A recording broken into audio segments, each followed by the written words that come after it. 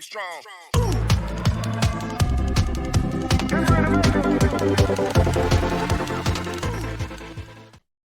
After a conversation, Lee Han pondered that even so, Radford said they were all useless. Because he himself couldn't know the uses of most of the items, and based on the amount of mana the items emitted, some of them were expired. So compared to other items, this cloak is quite great. Lee Han decided to buy it. Holding the shirt in his hand, Lee Han slowly asked the seller if he could. Whether to use a debit card or not, the seller waved his hand and refused and asked Lee Han not to do so. Seeing that, he pulled out a bag, sat down on the ground, and slowly opened the bag. A bag full of sparkling food appeared behind the bag's cover. Lee Han said that he had brought a few things with him because he heard he could come to exchange. The food bag was opened, making everyone there gasp in shock. Lee Han had just picked up the food he brought with him. Immediately a bunch of questions from people around him asked him if there was anything he wanted. Next was a flood of vendors rushing to invite him to exchange food for items. Looking at everyone jostling and pushing for him, Lee Han was momentarily passive and didn't know what to do. Ignoring the greetings, he took out 2 potatoes to pay the coat seller. The coat seller held 2 potatoes in his hand and was so happy that he couldn't help but blurt out a few arrogant words, criticized the surrounding sellers as idiots with no eye for things like him. A blue-haired girl angrily explained that he was only lucky to be able to pick it up. But right after that, she followed the coat seller to negotiate to exchange potatoes for a few slices of bread, but as soon as she said it, she was rejected because the bread was soggy. Seeing that the cloak seller had already started a fire to roast potatoes, the blue-haired girl quickly ran over and asked to sell it to her, but the fragrant potato had attracted all of the coat seller's attention. He ignored the girl in the blue shirt, his eyes glued to the hot, delicious potato. A while after baking, he started peeling off the shell and preparing to eat it. Lee Han stood from afar watching everyone's craving for potatoes and was at a loss for words with them. At this moment, the coat seller bit a large piece of potato into his mouth, his face showing a satisfied look. Lee Han stood from afar looking at them and couldn't imagine how hungry they must be to be so crazy about a few potatoes. He thought back, it was true that everyone here had one thing in common. They were all hungry and thirsty and wanted to exchange items for food from him. Lee Han turned to Yoner and asked for help. Yoner curiously asked what it was. He knelt down in front of the food basket and asked everyone to spread out. Then he announced that he would cook a free meal for everyone, but just this one time. When everyone present heard that, they couldn't believe it and were shocked. A pink-haired girl asked Lee Han, "Are you going to cook? Are we really going to eat?" Lee Han confirmed to them that that was the case. He turned his head to the right and called out Yoner's name. At this moment, a thought also appeared in his mind that they had been hungry for a long time. Yoner seemed to understand and agreed, saying that it was all because they wanted to attract customers. Lee Han took out the vegetables in the basket and placed them on the table. The carrots and onions were cut into bite-sized pieces. He showed off his skillful cooking skills, flipping the pan to make the food fly, looking very professional. The blue-haired girl and the white-haired boy looked at the delicious pan of food and wanted to drool. A pot of vegetable soup was quickly prepared by Lee Han's skillful hands in just a moment. He scooped out the bowl and exclaimed, "The tomato soup was finished." Holding a bowl of soup in their hands, the blue-haired girl and the white-haired boy couldn't believe their eyes anymore. Their faces were so happy they cried. The white-haired boy raised the bowl and began to taste the soup. Then everyone present also ate the soup enthusiastically. Lee Han and Yoner stood watching them enjoy the food. Yoner smiled and said, "They ate well." Lee Han sighed and replied, "They must have been very hungry." After speaking, he closed his eyes, a little guilty, reassuring himself that he had done well, even though he was at fault for taking advantage of them. But it's all just a precaution in case something unexpected happens.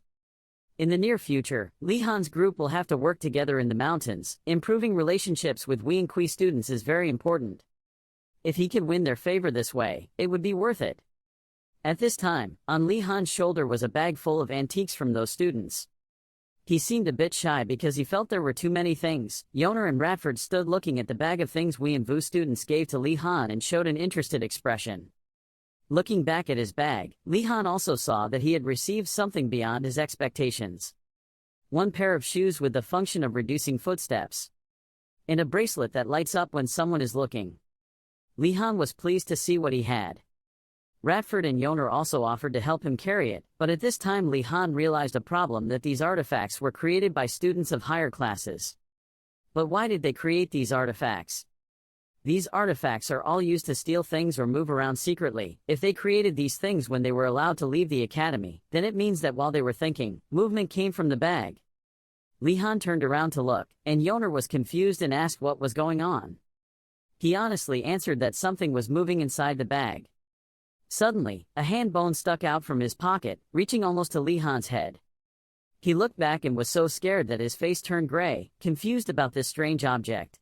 When Yoner saw that, he panicked and asked, "What is that?" Radford looked at the protruding hand bone and cried out, not to mention those students repaying kindness with resentment.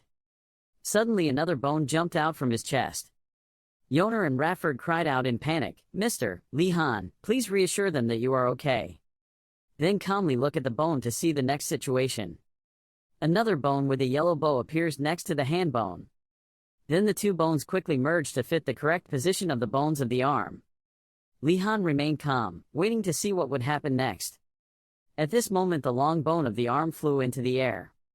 Yoner turned pale and asked Li-han what this was about. He explained that it was something Professor Morton gave him. At this time, the arm bone pointed the finger straight at Li-han's head. Then slowly shrinking his hand, he realized something was wrong. Li-han's face showed surprise. The bone flew directly closer. He raised his hand to block it. Bang! The tip of the red finger was pinned into Li-han's skin. Li-han endured the pain and closed his eyes in defense. When I opened my eyes, I saw the bone right in front of me. Radford and Yoner saw Li-han being attacked and intended to rush to help but were stopped by him. Li-han dripped a drop of strawberry syrup from his hand onto the bone. The bone now seemed to be awakened. Under its shadow the appearance of a dog appeared. Li-han reached out and tried to feel it. He discovered that this might be a magical dog. Li-han tried crouching down, giving the bone commands to try a few simple sentences like sit down, stand up, and saw that the bone followed. He continued to give other commands such as turn and clench his hands. Yoner and Radford looked at the drought and realized that this bone was black magic. Li-han breathed a sigh of relief. He was having fun with the bone he had just tamed and was a bit confused because the strange thing the professor had given him had now stuck to his body and wouldn't let go. Yoner called out to Li-han. Remind him that he should throw that bone away. As if understanding what she said, the bone was shocked. She saw the bone trembling in fear and crawling into his shirt, so Yoner waved his hand and retracted what he had just said. Radford approached and reminded Li-han that in the world of magicians, one should not get involved with black magicians. Radford glanced down. Where that bone was clinging to Li-han's chest, the more he looked, the more terrifying this bone became. Li-han also hesitated and looked down at his chest. Then he said thank you for the two of them reminding him. He thought carefully about their advice. Li-han found that although the bone was a bit strange, he felt like he shouldn't judge things by appearance. Yoner rubbed his chin thinking, why did the professor give something like this as a reward? Li-han was also confused and continued, yes, moreover, why did he take it apart and give it to me? Radford surmised that the professor had to find the remaining parts to put together. Upon hearing that, Yoner immediately waved his hand, dismissing the idea and saying that it was silly. Suddenly, Li-han heard Radford say that and turned his head. Yoner continued to dismiss Radford's idea, but Li-han found the idea very convincing. Because this professor's thinking is very different from ordinary people, if ordinary people think that who would like a collection of dry bones, then what the professor thought was that he would be very happy to hunt for skeletons. Li-han rubbed his hands to express the chill. Yoner asked him about the skeleton. Li-han replied, about the professor's way of thinking. After speaking, Li-han turned his head and sighed, temporarily putting aside the dry bones because they looked harmless. In one area, Professor Angeldal was gathering with all his students. Take attendance of students with pointy ears. Then there are the ordinary practitioners. Next was Li-han's group. All the students had gathered. Professor Angeldal gradually opened his two fingers, reminding the students that safety comes first. Li-han thought and agreed because this mountain contained too many dangers. It was best to have a professor go with him. Professor Angeldal wants the students in the same tower to gather and memorize each other's numbers and faces. They would check roll regularly. The blue-haired girl and the white-haired boy turned pale when they heard that. They didn't expect this place to be so dangerous. The other two students also reminded each other not to separate, and the professor was pleased to see that. He thought that now that the students had all become alert, it was the right time to leave. Professor Angeldal took the lead and told everyone to pay attention and follow him. Just like that, the whole group of people walked along the long mountain road but did not know that at this time there was a glowing skeleton flying in the air. The skeleton correctly identified the vision and followed them. Look at the surrounding mountain landscape at this time. Professor Enrollment leaned on his cane and said, "This is exactly the place. Students will collect materials for class here." After listening, the students split up to complete the task. Some went searching in the bushes. Some people search on high tree branches. The professor stood attentively watching them work. Pleased that things happened very smoothly, we can continue like this until we go down the mountain. Suddenly something caught his eye. Two large glowing blue hands intend to cover Professor Engel. With his hands clasped, the professor immediately disappeared. Only the stick remained. The place where Professor Engeldel had just stood was empty. The stick has fallen, but no one knows the disappearance of this professor. Suddenly, a blue-haired student turned around and wanted to ask the professor something. But there was no one behind her, only a few leaves blowing past, making her wonder where the professor had gone. Looking in that direction, she seemed to discover something. Look at the empty ground without leaving any footprints. The student gradually became suspicious, then her eyes turned white as if she had lost her soul and immediately panicked. "Don't tell me." Lihan's group of people, who were gathered in a corner of a tree, also had to turn around because of the student's scream. Her face was filled with panic. She pointed towards the tree branch and told the professor to disappear. Nelia and Lihan heard the news of the professor's disappearance like a thunderbolt, and immediately turned around in surprise. Of course, everyone couldn't leave the professor alone. The students gathered together to think of ways to search. Lihan stood on one side with a sad face. He had planned correctly. The thing they were worried about had finally come to pass. He looked over at another group of students. The two of them were equally worried. Everyone didn't know what to do now. In the immediate future, Lihan had to maintain confidence, so he spoke to reassure them, telling them to calm down first. He thought optimistically that the professor was only going somewhere for a while, so there was no need to be afraid. Seeing that what Lihan said made sense, the two of their faces became more stable and gradually regained composure, but he only said that to comfort him. There was no such thing.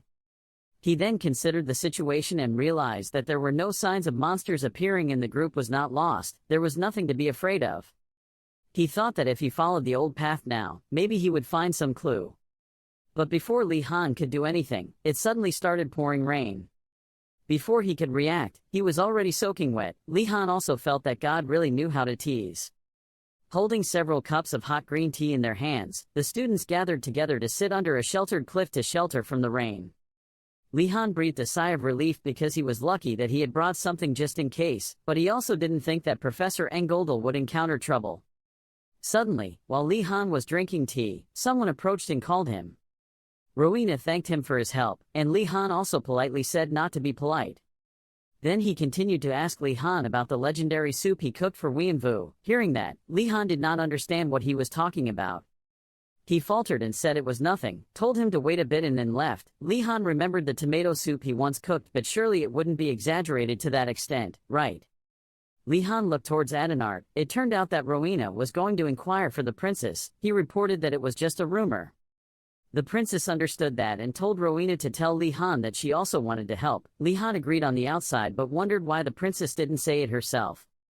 Looking at Yoner and seeing her shivering from the cold, Lihan asked if Adenart could create a campfire. He went to ask the princess again. Moving towards Adenart, he spoke to His Highness.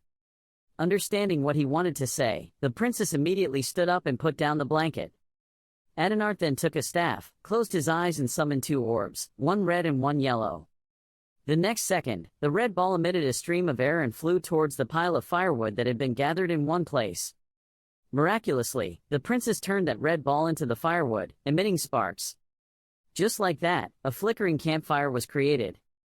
After completing the work, the princess retrieved the two orbs. Lihan also realized that this campfire was created by the princess using the method of calling spirits. Witnessing the scene also opened everyone's eyes. The gray-haired boy was surprised that even though he had not been taught, Adenart still learned on his own, and the girl next to him could not help but admire the princess. Only Lihan stood aside and compared this reaction to when Professor Morton summoned Dry Bones. It was completely different. The professor had already lost before even fighting. The students gathered around the campfire to warm up. Everyone saw how pleasant the scene was at this time. Even though it was dark, the rain still continued to pour and showed no signs of stopping. Looking high above, among the green foliage covering the sky, the moon appears truly noble and perfect. Amidst the fairyland scene, the moon is full and shines like shimmering lanterns. In such a quiet space, something appeared to attract Yoner's attention. She looked at the cup of green tea and saw ripples of water and immediately wondered why this happened. Suddenly, a rumbling sound came from somewhere around them, making everyone wonder what the sound was. Li-han heard that noise continuously and immediately understood that something big was moving. He was startled and quickly stood up, realizing that danger was approaching as the noise became louder and louder. A giant monster standing behind some distant trees appeared. Li-han and Yoner turned around and were stunned when faced with something that threatened to send them off to visit their grandparents tonight. What we thought was the moon turns out to be the monster's giant glowing eye. The two of them were standing rooted to the spot, their bodies as stiff as rocks. They were probably constantly chanting Buddha's name for their lives.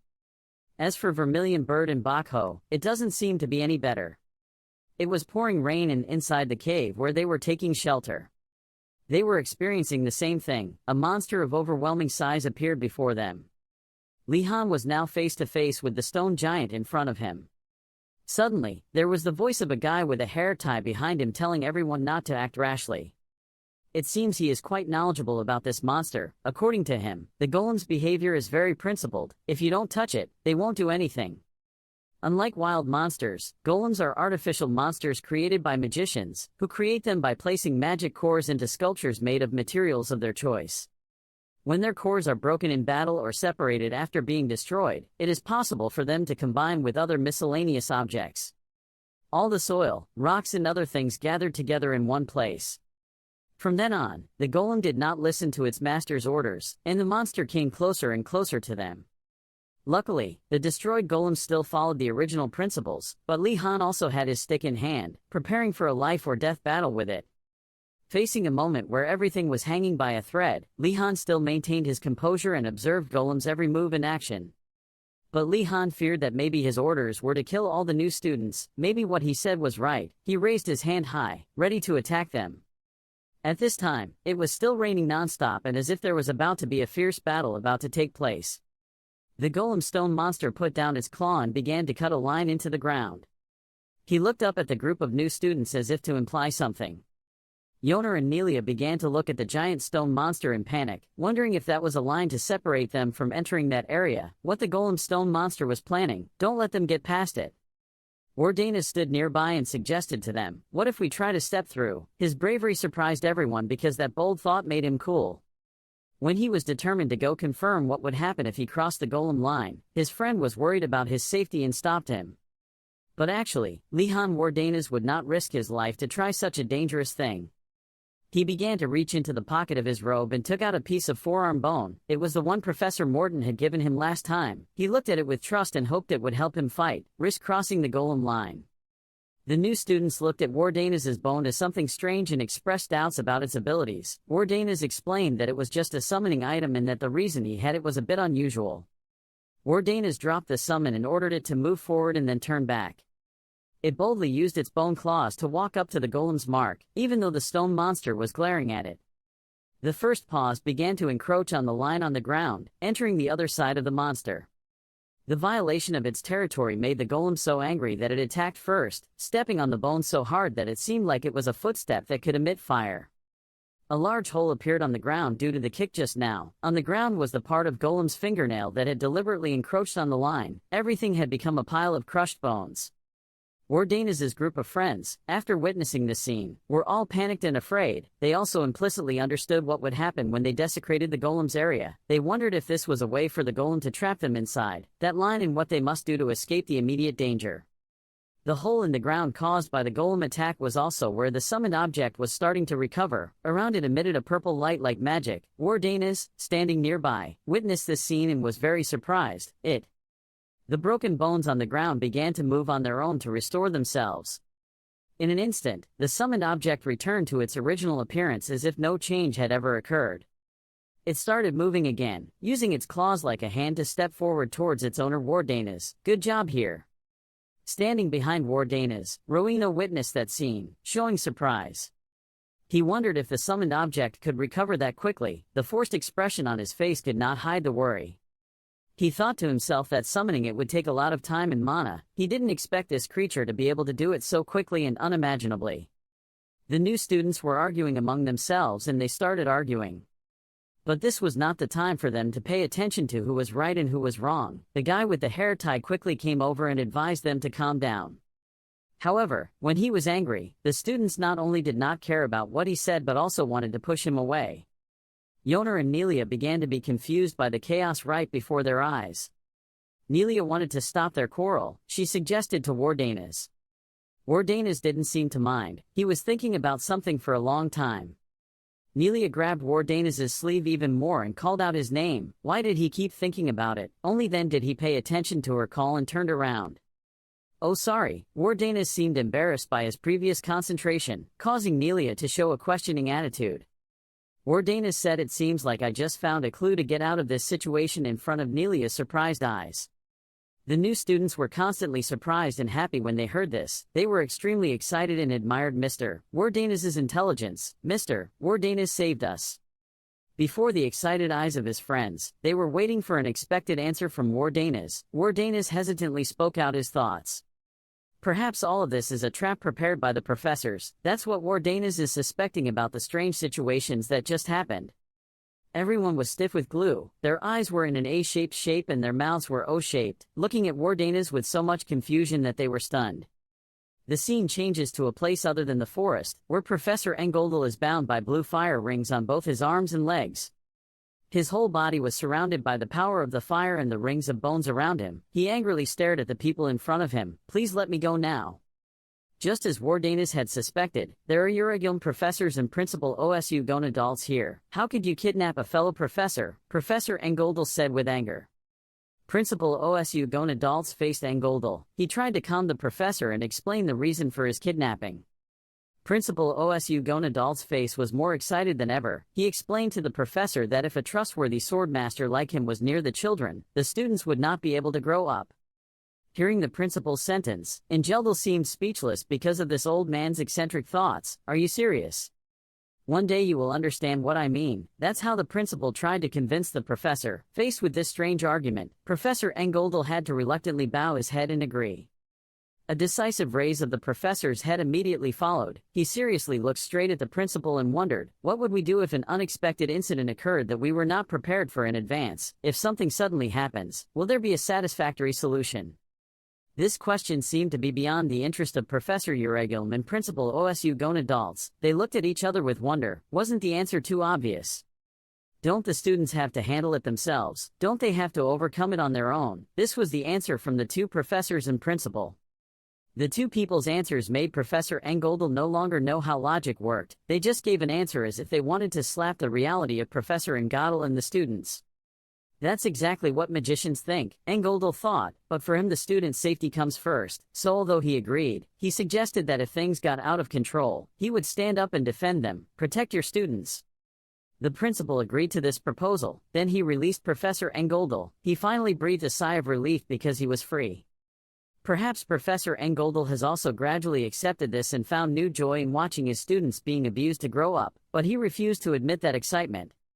Professor Engoldel stood up and warmed up after being tied to the principal's pole for a while, and asked what they had prepared for the students in the forest. Professor Eurogilm brought out a cup of hot tea and answered the question with satisfaction. It wasn't much, just something stronger than a bowl enhanced by magic potion, haha. He explained that although that thing was a little harder to tame than a bull, nothing unexpected would happen. Hearing that, Engoldel felt more secure. Continuing his words, Professor Engoldel joked that a bull would be better than a golem or something and smiled complacently. In a place where the rain is still pouring down in the forest, where the students are still in a situation where they are locked in a line and cannot escape, the students began to discuss with each other about the professor's conspiracy theory. They wondered how Mr. Engoldel had disappeared. Perhaps he had revealed this plan to Professor Eurogilm. That's what the students thought. The blue-haired male student started to cry and his friend also gritted his teeth in anger. He was so mean. The professor scolded him. Nelia turned to ask Wardanas, so what are you planning to do now? The plan hasn't changed too much. Perhaps he has found a way to overcome this trap. Pointing at the golem rock monster standing and staring at the students, its eye in the middle of its forehead shining like a lamp, Wardanas began to guide his classmates through the first steps of thinking of a way to eliminate it. Turning to the expressions of his friends, they were all sad and helpless. Perhaps eliminating the golem was a bit too much for them. Not letting the whole team lose their fighting spirit, Wardanas started shouting loudly to get everyone to focus and cheer up. Because this was a pre-prepared trap, there was definitely a way to overcome it. Thinking of this, the whole team felt excited as if they had found a ray of hope. Everyone began to concentrate and think of ways to fight. Of course, there was no way the professor would use golem without thinking about this. Hearing that, Nelia also breathed a sigh of relief. It seemed like the first doors were opening for them before a challenging battle. Although Wardanas had mixed worries and determination in his heart, he thought he still wanted to try it out anyway. Their night was spent next to Golem in the locked area. It was still raining at night and the students sat together by the fire. They wondered if the Golem might have some weakness that they would have to personally find, and they discussed how to distract it. Nelia turned to ask Wardanas' opinion. "What do you think, Wardanas?" As soon as she finished speaking, she was surprised because Wardanas had evaporated without anyone noticing. She gasped, unable to believe what was happening. Shocked that some spiritual force had taken Wardanas away, she shouted loudly for everyone, "Everyone, Wardanas has also disappeared." She was panicked. At this point she was so scared that her face turned pale. She stammered loudly and shouted for someone. She shouted loudly, "Wardanas also disappeared." While being held captive, one person was still missing. At this time, everyone's mood was extremely panicked. Everyone gathered together and kept talking. They panicked, trying to search around. Ashan panicked and pushed up his glasses to look around. He thought the worst-case scenario was that he was kidnapped, and the blue-haired girl decided to risk everything and sneak away, entering the golem to look for him. Suddenly the orange-haired girl behind her seemed to see something that surprised her. She pointed forward and called everyone to watch. Looking closely, it seemed to be Wardanas. He was standing behind the monster in the rain. Miraculously he was okay. Everyone saw him standing here safe and sound and were surprised to simultaneously call his name. When they saw him standing so close to the golem, their first reaction was surprise. Then they quickly warned him to run quickly and not to stand next to the golem for too long. Hearing them say that, he turned to look at it calmly. Seeing him looking at him like that, the golem also seemed to turn down to look at him. Only then did everyone notice that it didn't seem to react. When they saw that, they couldn't help but shudder at his bravery, then couldn't help but ask him what happened. Why did he disappear and then appear there again? At this moment, he pushed his cloak away, revealing a belt. It turned out he had used invisibility magic to get out. It turned out that while the other students were panicking, he used the invisibility spell to test if the golem would react to him when he was invisible. First he tried putting one hand out first. After seeing that it didn't react to him, he finally decided to step out of the line. Luckily, it didn't detect it and he got out safely. In addition, he also discovered an equally important information. Once he left the line, even if he stood in front of it, no matter what he did, it would not pay attention to him. The rest of the people heard that and admired his intelligence. They didn't expect him to come up with this method. After learning that he created an invisibility belt using ancient artifacts, they admired him even more. At this time, he humbly revealed that it was not he who discovered it, but the Presinga group that gave it to him. When the two of them heard that, their faces were scared. They sweat dropped, backed away, then tremblingly asked why he was related to that association. Seeing them reject him like that, his face looked helpless. There was no need to keep that distance. At this moment, Yoner spoke up to break the awkward atmosphere. She seemed to understand the Presinga Guild's artifacts quite well, so she explained to everyone that the Guild's artifacts were not easy to use. The white-haired boy finally realized the problem. He couldn't use that magic tool. He had to find another way. Seeing that he had finally realized it, the two nodded in agreement. When Ashan heard that, he was worried. Seeing that he was the only one who could get out, he asked for help. He asked him to go back and ask the professor for help. He shook his head sadly to show that he couldn't, but in his heart, he already knew he was in for this. It's the professor's fault, so it's useless to ask for help. Suddenly he reached into his pocket as if looking for something. Under everyone's surprise, he pulled out a staff and an orb, then told everyone that we had to solve the problem another way. The ball gradually flew up, thinking in his heart that if this was a test, it was definitely within the range of what first years could do. He controlled the ball backwards, intending to attack the golem's control core. He then gathered his strength to attack. This was his chance to end it. The sphere shot up, striking what was believed to be its control core. At this moment, everyone seems to be anxiously waiting for the results.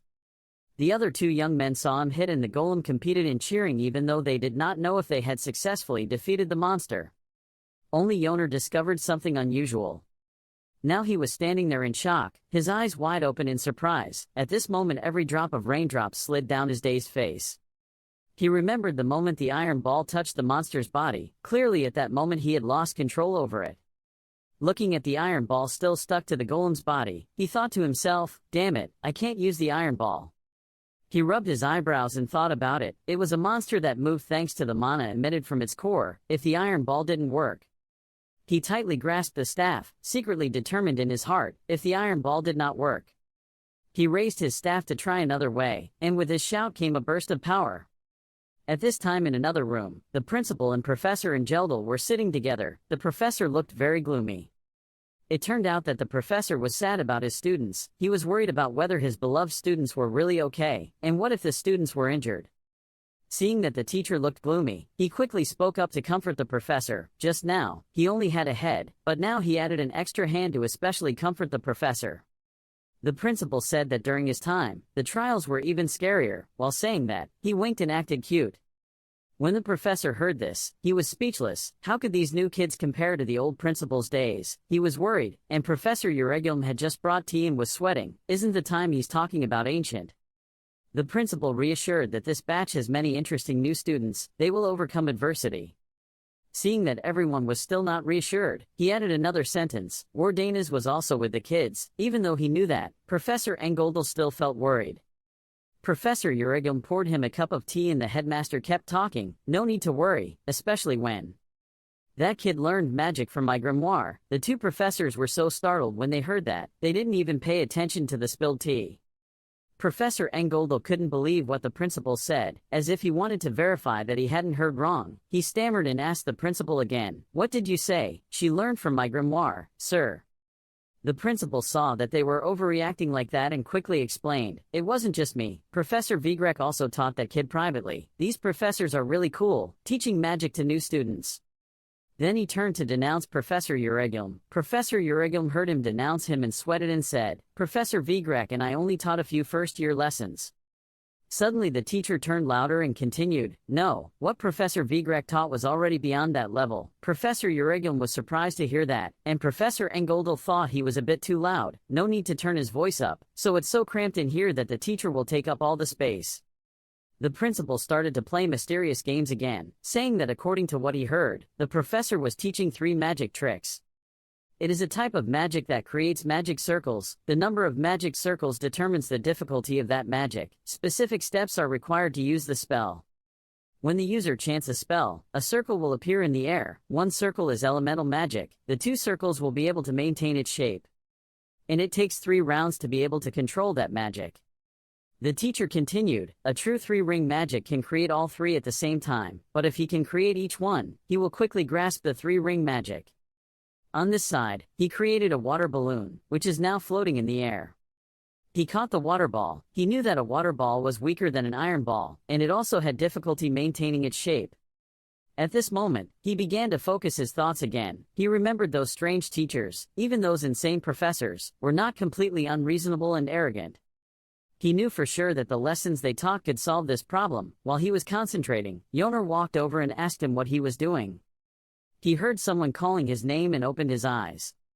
Seeing him spinning the water ball, I was curious and asked why he was spinning the water ball. At this point, he didn't know how to explain anymore. Maybe he should tell her that because he often rotates the water ball, he unconsciously did that. Hearing the word rotation, he suddenly seemed to realize something. He looked at the water ball in his hand and suddenly thought of another way. He thought maybe if he rotated the water ball fast enough, it would have a stronger penetrating force than usual. Thinking that he would raise the staff to try it, he secretly thought, "That's right. It will be like a bullet." The water ball that was as small as a hand suddenly became incredibly large, flying in the air. It was because Li Han used that piece of wood to control it. He was happy to think that he had finally succeeded after many tries. Li Han was focusing on the large ball when Yoner suddenly called his name. She hesitated, pointing out that she didn't know what magic spell it was. But it was indeed a bit big. Just like Yoner said, the water ball was now quite large in size. Almost the same size as a golem. The students nearby were gathered and chatting about what he had learned. They felt quite dangerous and afraid if Li Han cast the wrong spell in their direction. But Ashan Dalcard loudly defended him, telling everyone to trust him because there was no way the Wardinas would make a mistake like that. Nelia also followed suit, affirming that he was not that weak. Both of them put their trust in Li Han and were sure that he could do it. Hearing that, Li Han's face looked a bit awkward because he felt extremely pressured. Ancient magicians have said, magic is a world in a complete form, so if someone arbitrarily destroys it, they will have to suffer the consequences of magic. The magic spell that Li Han is using is a high-level magic learned from upperclassmen. This type of magic is not learned by first-year students. But Li Han possessed so much mana that he could ignore the usual rules. When he infused mana to maintain the rotation speed, the size of the water balls could not withstand this amount of mana, so they began to deform. So he had to increase the size of the ball. As the size increased, the rotation speed slowed down, so he injected more mana, continuously repeating that process, and in the end it became a giant ball. After Li Han controlled the ball, he immediately calmed everyone down and told them that he could control it. But honestly, Li Han is not feeling well. Maintaining this won't last long and makes him feel pressured.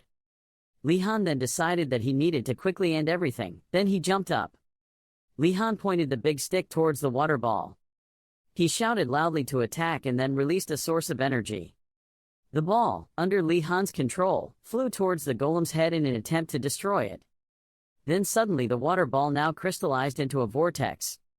Then, for some reason, the ball suddenly turned towards Golem's shoulder, making Li Han confused because creating a water ball like that is very difficult.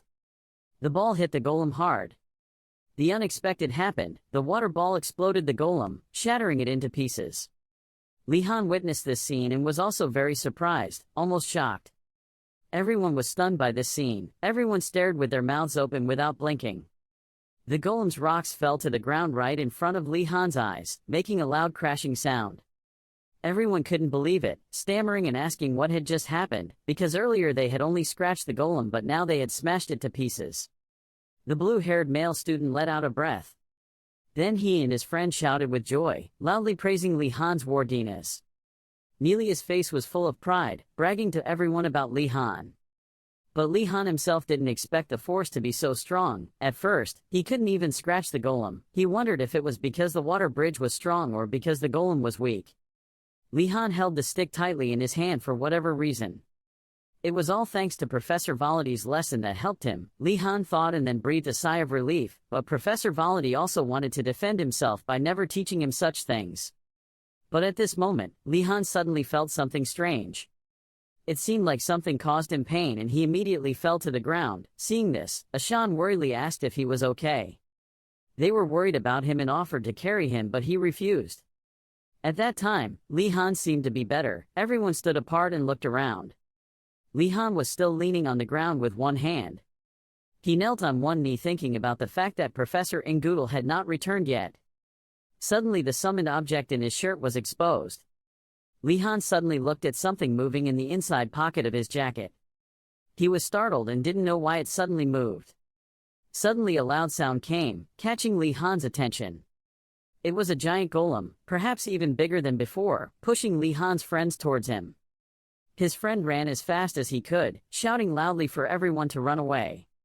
While the people standing next to him were still shocked, Li Han felt a bit annoyed, thinking they were a bunch of useless people. Nelia suggested that everyone run apart to create a distraction to buy more time. Everyone agreed with this idea and immediately dispersed, each running in their own direction. Li Han was about to leave when the guy with his hair tied called him back. The guy with the hair tie told him to use Eumedaeus' flowing ballet magic again. Li Han was a bit surprised by the name Eumedaeus. Eumedaeus was the name of the imperial mage famous for his water magic. Li Han was curious because he named the spell after himself. But in the end Golem was about to chase him. Li Han had no choice but to urge the guy with his hair tied to leave this place quickly. Then Li Han cast a spell to hide himself in the darkness.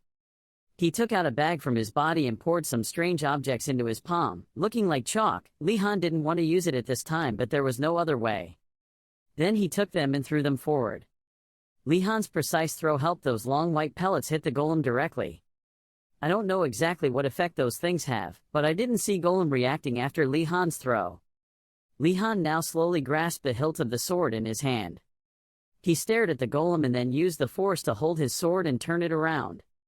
Li Han raised his sword high, planning to sneak into the blind spot and attack the golem's legs. Thinking about it, Li Han directly used his sword to slash its leg.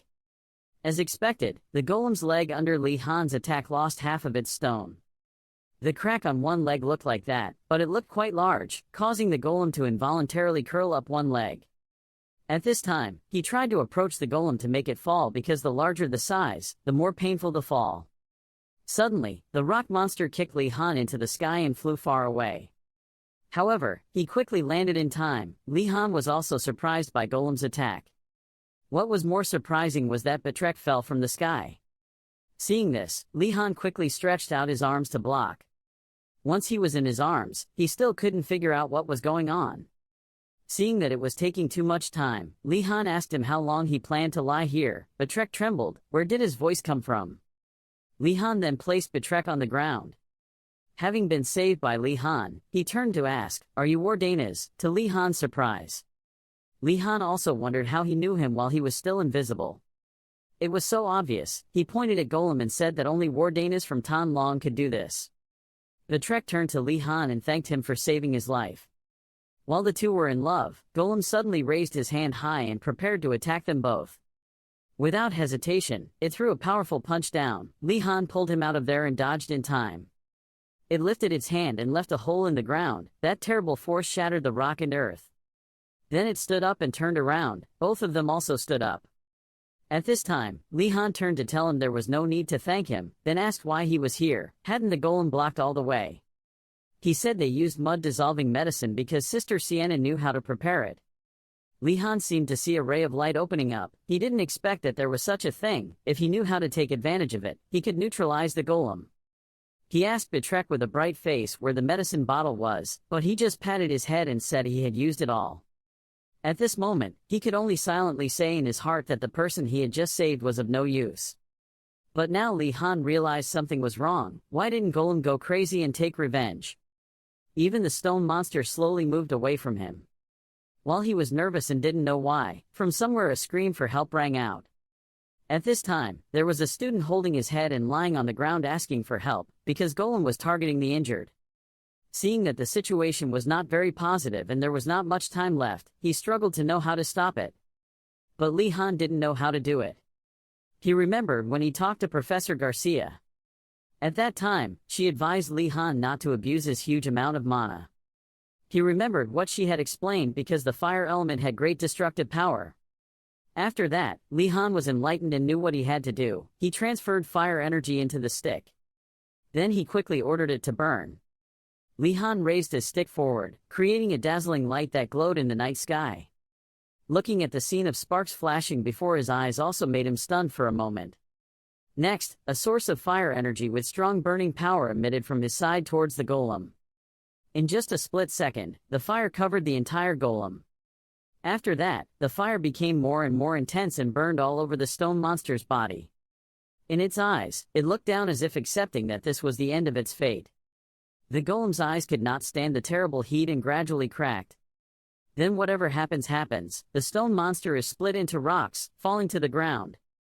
Betrek stood to the side with his eyes opened, amazed that Li Han had crushed the stone monster. Many people think that clay will become harder when heated in fire, but only if the method is correct, otherwise it will crack. He was very pleased with Li Han's cool performance and thought this must have been all his plan in advance. After hearing the name for a long time and seeing it with his own eyes, he now knows why the students in his tower are afraid of Li Han. Seeing that he had successfully saved himself and others from danger, Li Han put his hand to his mouth. Then he covered his mouth in surprise, not believing in the terrible power of just now. At this moment, Li Han was secretly grateful to Professor Garcia for not letting him use it in class. Luckily everything was okay now. The students from far away happily ran towards him. A hand was placed on Li Han's shoulder. Everyone lifted him up and kept shouting, praising Li Han for being so great in defeating the stone monster. Everyone praised him for doing a great job. Everyone was saved thanks to Li Han. After a while of complimenting, Dumak also realized something. Then he was surprised to learn that Li Han was Wardanas from the Tan Dragon Tower. He saw nothing surprising and immediately thought he must have eaten something by mistake. When they realized Li Han's identity, Yu and the others were also surprised why he was here.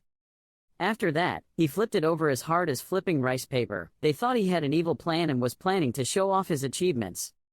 But without letting them talk nonsense, he stepped towards Li Han. Betrek explains that Li Han was the one who saved them. Seeing Betrek limping, Dumak was also worried, so he went over to ask, but he said he was fine and not to worry. Li Han asked Betrek to take care of everyone. He immediately agreed.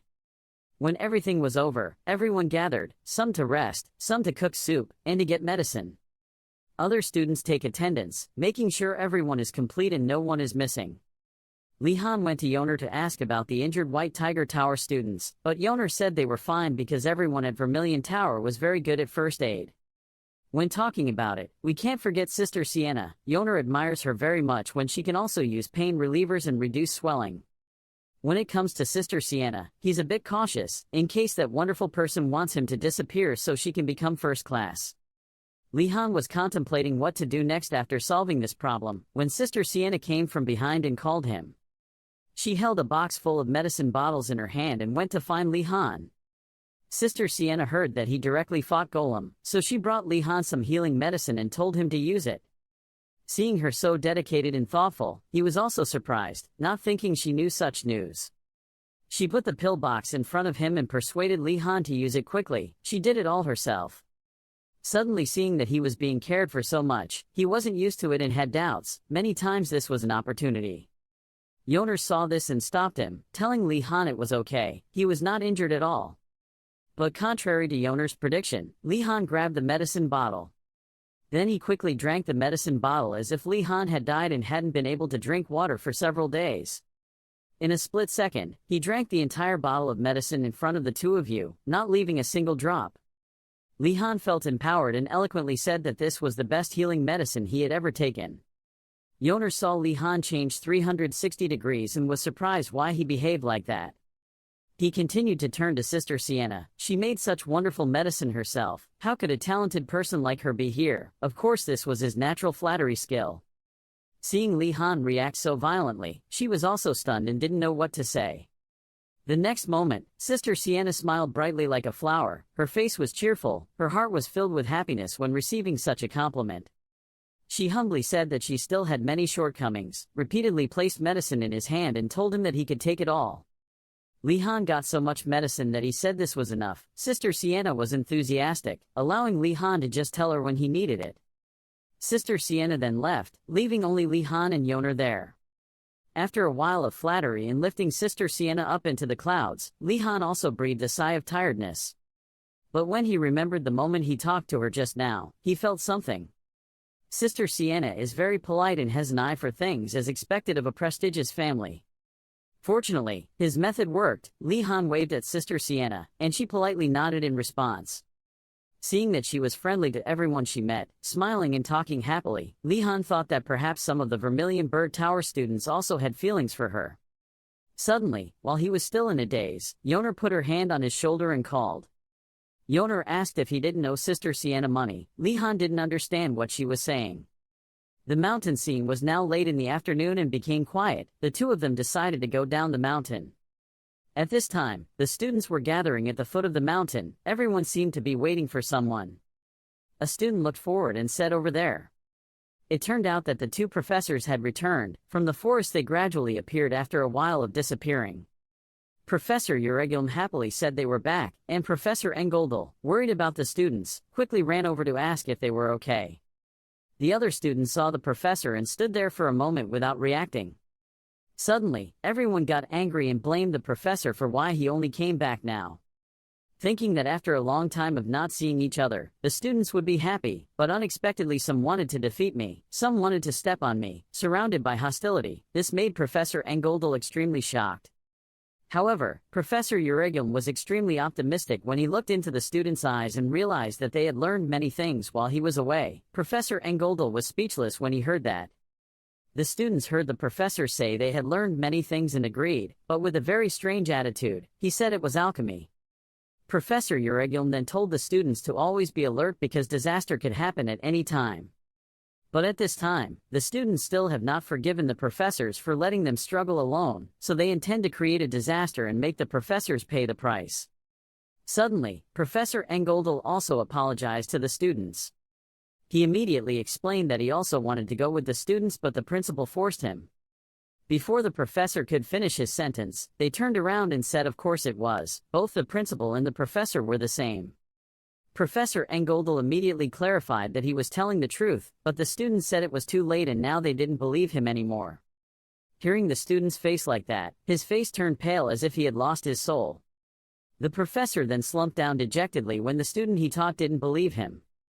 But Li Han, standing aside, saw through it that everyone didn't trust the professor anymore. This was truly a way for them to grow up. Then he turned to Professor Engoldel's dazed look. Li Han thought that with his reaction, the professor must have told the truth. Another student couldn't believe this absurd explanation because it was impossible for a professor to be kidnapped by the principal.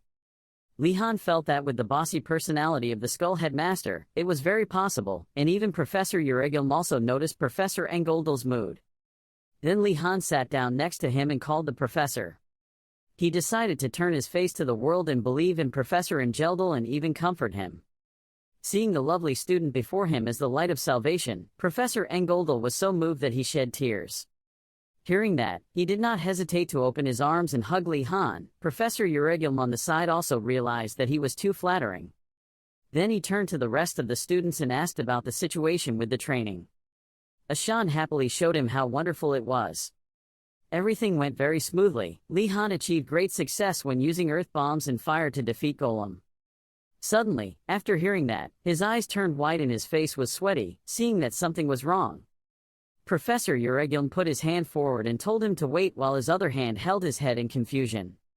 His face became panicked when things didn't go as he planned. The professor asked what Golem, what about the bulls, where did they go?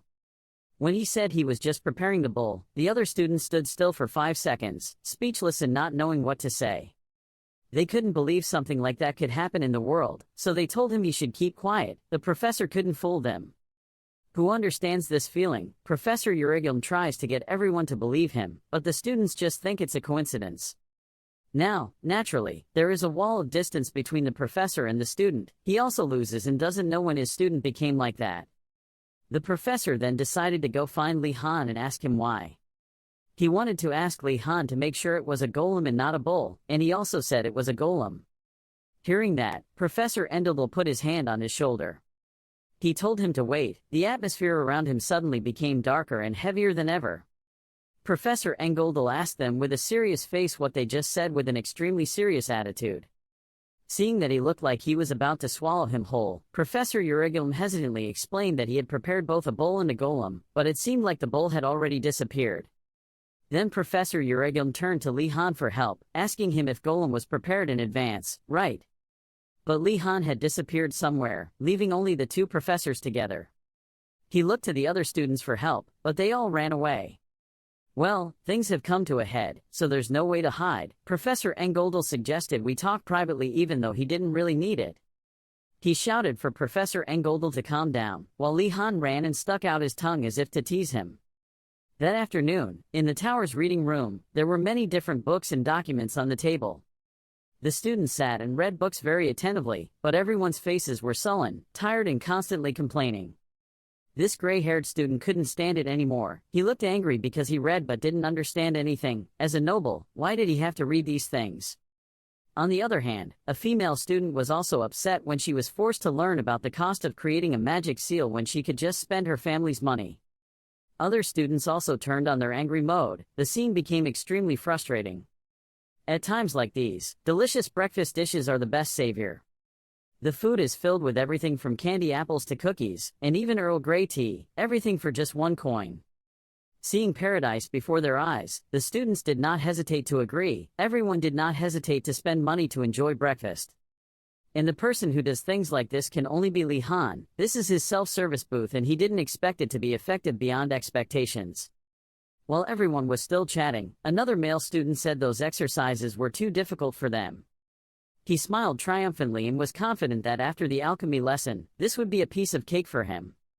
He then laughed and bragged about how they had encountered a giant golem in the forest. The blue-haired student saw him talking like he had just slain a dragon and looked down on him, but the girl next to him also saw that he had no cure, so she told him to ignore it. Li Han looked towards the group of people. Do you think they thought only Li Han's group had to go through this? Yoner walked over and told him to focus. Moving to the poison room, a purple liquid was boiling in the pot. This is the alchemy exercise cauldron. The students each have a pot and are following the recipe to complete the exercise.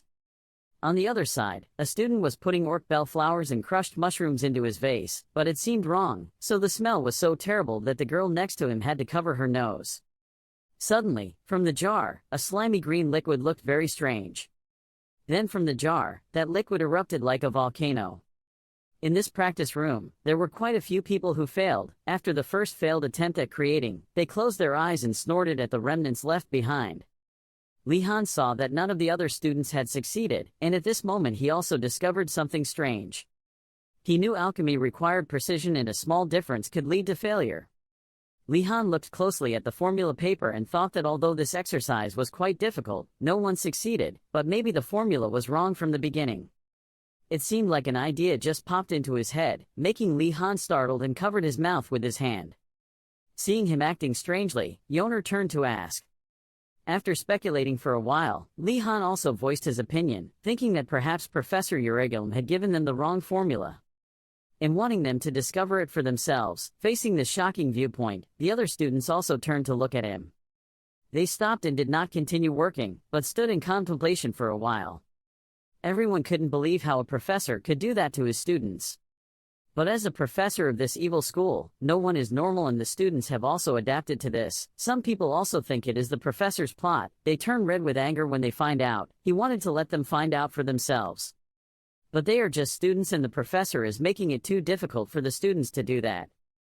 Li Han was extremely calm and rational at this time. He felt that now was not the time to be angry. Even if he wanted to punch the professor, he had to finish his homework first. Li Han asked Yoner's opinion and she turned to the book with the ingredients and said one of the ingredients had a problem.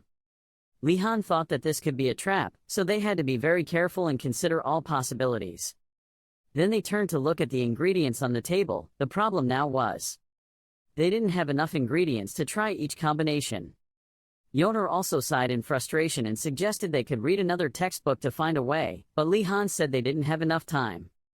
After struggling with this assignment for a long time, he was determined that tomorrow he would apply for a passport to leave school. Then he placed his feet on the chair in front of him. Then loudly asked everyone to stop and listen to Li Han for a bit. Seeing him do it to that extent, everyone couldn't help but be surprised. Li Han regretfully said that this time the professor played a prank on them, so everyone had to join forces. He told everyone to gather all the ingredients and find the right recipe. Li Han will also go to the remaining towers. He reminded everyone that everyone must work together to succeed. At this time, Ashan happily held the ingredients in his hands and he realized that the ingredients each person had were different. Just sharing was enough. Yoner also suggested that if other students cooperated, they could share knowledge together. Li Han informed everyone and left and said he would come back later. As he walked, he told himself that he had to succeed at any cost. Stepping out the door into the journey that awaits him, Li Han does all of this for his precious vacation. After that, everything went quite smoothly. Yoner and Ashan were able to easily approach the students of the other court. Yoner mentioned the students of the White Tiger Tower, but Li Han shook his head and refused. She, along with Sienna and other students, collected documents and reviewed them together. After hours of careful calculation, they worked out many different formulas. With countless tiring trials, they combined other ingredients together. A piece of paper containing the formula was thrown into the air. Finally, the effort they had put in paid off, and everyone was relieved when the recipe was completed. Working together to help each other is good. Everyone works hard but everyone feels it's worth it. Luckily the results come not too late. Sienna said that now everyone just needs to follow the recipe and it's done. Li Han also said that everyone has worked hard. The other students also did not expect that they would once again unite before Professor Euregilm's trap, but fortunately thanks to Li Han, they were able to find the formula so quickly. The blue-haired male student smiled and said, "Well, you guys come from another tower so I don't know." He continued asking, "Tomorrow Wardinas will use the passport to go out." Everyone heard that and became quiet. After spreading it, they said loudly and went out. They focused their attention on Li Han, some praising and others asking, "How did you get the passport?" They looked at Li Han with admiring eyes, seeing that he was extremely confused and thought to himself. Then he remembered that it seemed like the students from the other towers who didn't know that he had a passport would make a fuss about it. The purple-haired male student awkwardly appeared behind and asked Li Han what he was planning to bring back from outside. Before Li Han could answer, a blonde female student nearby pointed at him and said, "Of course it's food along with many small and sweet dishes." Hearing that, Nelia also asked a question, "What about clothes? Durable and comfortable clothes are also great." In contrast to everyone, Ashan wanted to bring school supplies, which surprised everyone. When he heard Ashan say that, someone immediately asked him, "What nonsense is Dalkard talking about? Can the books be eaten, or can you drink ink?" Ashan was confused at that question. "Of course I also like food." However, Ashan is still determined in his intention, "But we need books." Ashan talked about his experience when he went to the royal library where the books were arranged very neatly. Ashan continued with a pained expression. Ashan's experience when visiting Einrogard's library was something of a horror for him because the books there were all left haphazardly and unorganized. Ashan pushed his glasses and continued, "At this rate, we will faint looking for books before even touching our homework. We have to quickly find the necessary books." Hearing him say that, the other two also agreed, "That ain't." While everyone was seriously discussing, a blonde male student spoke up again. "Things like magazines, novels, decks of cards or chess are just to kill time. Why do people have to be so complicated?" The blue-haired male student saw that and yelled at him, "Gainando, what's so important about those things?" Suddenly being yelled at, he immediately objected that those things were also important to him. Seeing that he couldn't argue, Gainando turned to Li Han for help. But Li Han was nowhere to be seen. Yoner stood up and told the other three, "Guys, Li Han has gone to sleep." At the end of the story, everything was as quiet as paper between them, with only a gust of wind blowing across.